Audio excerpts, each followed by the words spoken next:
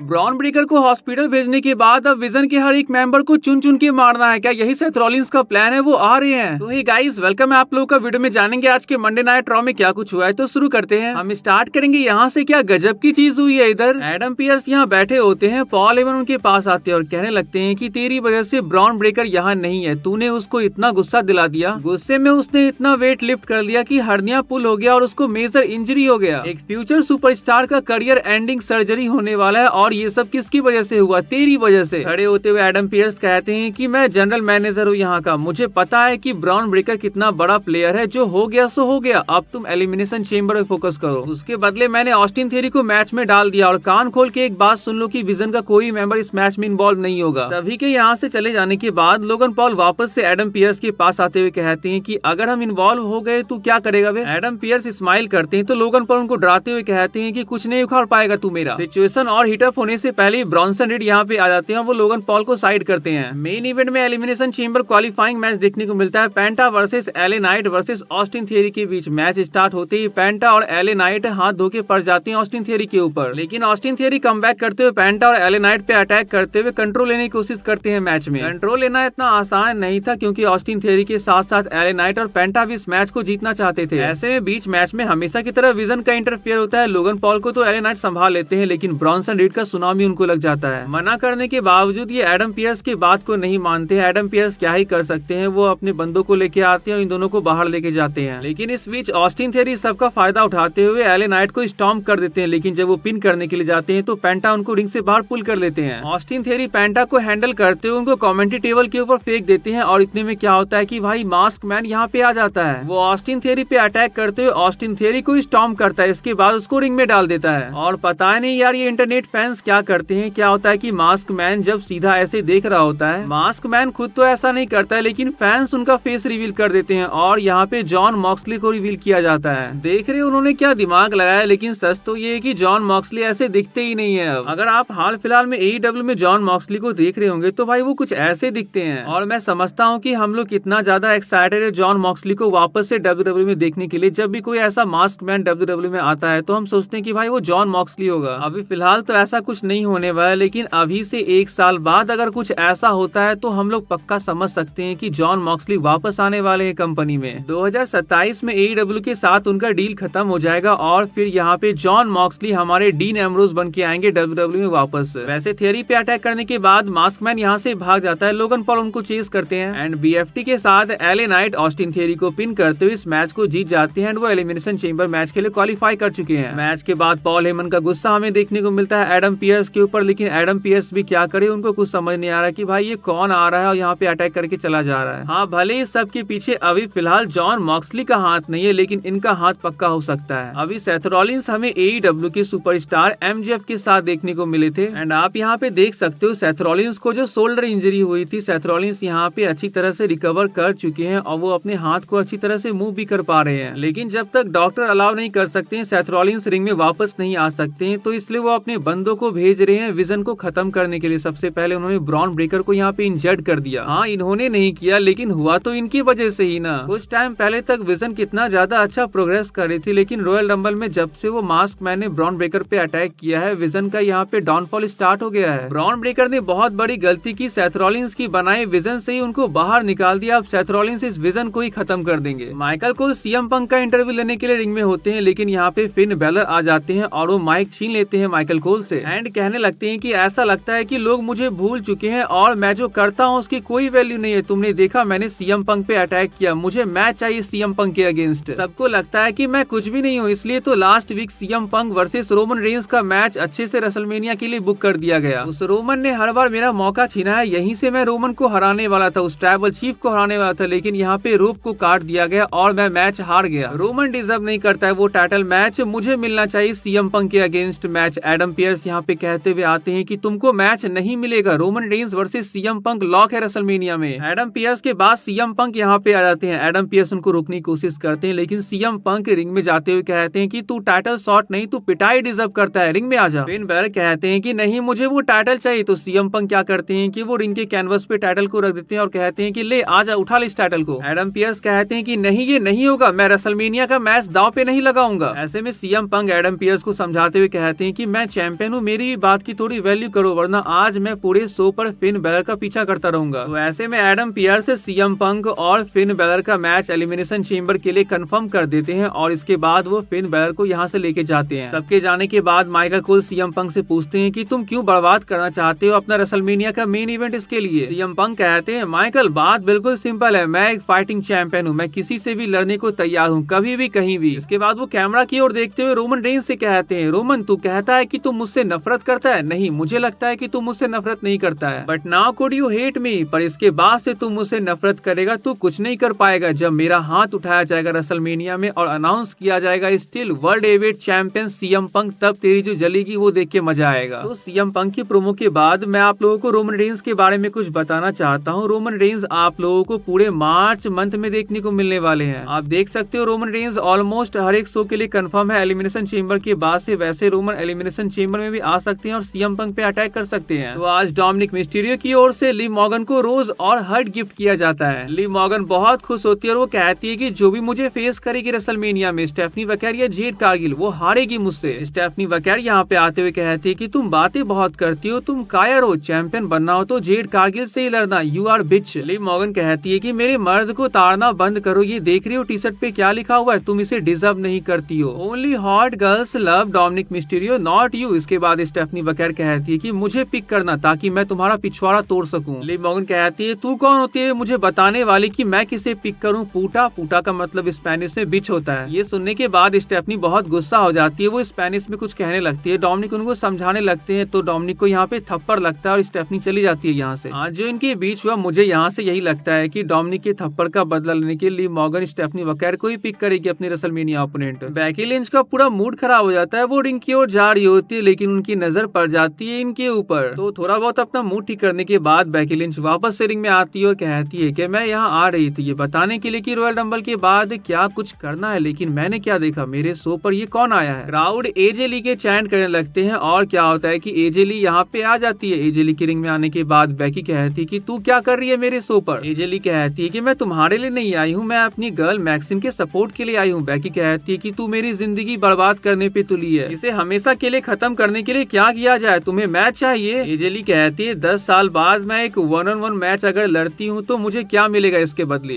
क्या ये title. Becky Lynch कहती है नहीं नहीं तू ये टाइटल मैच डिजर्व नहीं करती है, मैं तुमको ये टाइटल मैच नहीं दूंगी। एजे ली कहती है नो टाइटल नो मैच। ठीक है फाइन, जा दिया तुझे ये टाइटल मैच, लेकिन तू एलिमिनेशन चेंबर में हारेगी मुझसे। इसके बाद क्या होता है कि नेटी का मैच हमें देखने को मिलता है मैक्सिन डुप्री के साथ। मैच क्या यहाँ होना था, नेटालिया क्या करती है कि वो मैक्सिन को मारना शुरू करती है और दर्द देना शुरू कर देती है। कमेंट्री टेबल पर साफ शूटर लॉक में मैक्सिन दर्द से चीख रही होती है। तो यहाँ पे क्या होता है कि ऐसे में एजे ली आती है और नेटी भाग जाती है। एजे ली के यहाँ पे आने के बाद वो सपोर्ट करती है मैक्सिन को बैक स्टेज तक जाने में, लेकिन बीच में ही बेकी लिंच अटैक कर देती है उनके ऊपर। वर्ल्ड टैग टीम चैंपियनशिप का मैच हमें देखने को मिलता है the Usos versus Otis and Tozawa के बीच। वैसे तो ओटिस एंड टोजावा काफी अच्छा कर रहे थे मैच में। जे उसो से एक बॉच हो गया जब वो सुपर किक मारने के लिए जा रहे थे ओटिस को, लेकिन ये मिस हो जाता है। जिमी एंड जे का 2-in-1 स्पीयर देखने को मिलता है ओटिस के ऊपर एंड इसके बाद 1D के साथ उसोस अपने टाइटल को रिटेन कर लेते हैं। मैच के बाद जिमी जे से कहते हैं कि भाई जे तू भले टैग टीम चैंपियन है मेरे साथ, लेकिन तुझे अपने सिंगल करियर पे भी फोकस नहीं छोड़ना चाहिए। तू एलिमिनेशन चेंबर क्वालिफाइंग मैच में जा और जीत के आ। Los Americanos Rayo and Bravo Americanos versus Je'Von Evans and original El Grande Americano का मैच देखने को मिलता है। आपको लगता है कि ये दोनों नमूने चैड गेबल और जेवॉन इवेंट्स के सामने टिकने वाले थे? बिल्कुल भी नहीं। इनके मैच को जीतने के बाद duplicate El Grande Americano original El Grande Americano पे अटैक करने के बाद उसके मास्क को निकालने लगते हैं, लेकिन ओरिजिनल एल ग्रंदे अमेरिकानो अपनी पावर दिखाते हुए डुप्लीकेट एल ग्रंदे अमेरिकानो पे अटैक करता है और उसके फेस को रिवील करने लगता है। लेकिन मास्क के निकलने से पहले ही रायो ब्रावो अपने बॉस को बाहर पुल कर लेते हैं, लेकिन ओरिजिनल एल ग्रंदे अमेरिकानो हार नहीं मानने वाले हैं, वो डुप्लीकेट का पर्दाफाश करके रहेंगे। अब एक women's elimination chamber qualifying match देखने को मिलता है Lyra Valkyria versus Rhea Ripley versus Ivy Nile के बीच। ये जिस तरह से सुप्लेक्स किया आइवी ने रिया रिप्ली को, वो सीधे लायरा वेल्किरिया के ऊपर जाके गिरती है। इसलिए मैच के बीच हमें क्या देखने को मिलता है कि रेफरी आइवी नाइल से कुछ कह रही थी बैक स्टेज, लोगों को ये बिल्कुल भी अच्छा नहीं लगा होगा। मैच के बीच कुछ ज्यादा जोश में आ गई थी आइवी नाइल। तो मैच में क्या देखने को मिलता है कि रिया रिप्ली अपने रिप्टाइल के साथ इस मैच को जीत जाती है। तो गाइज यही थी हमारी आज के वीडियो आप लोगों को अच्छी लगी तो चैनल को जो सब्सक्राइब कर लीजिएगा। मिलते हैं नेक्स्ट वीडियो में, तब तक के लिए bye and take care guys.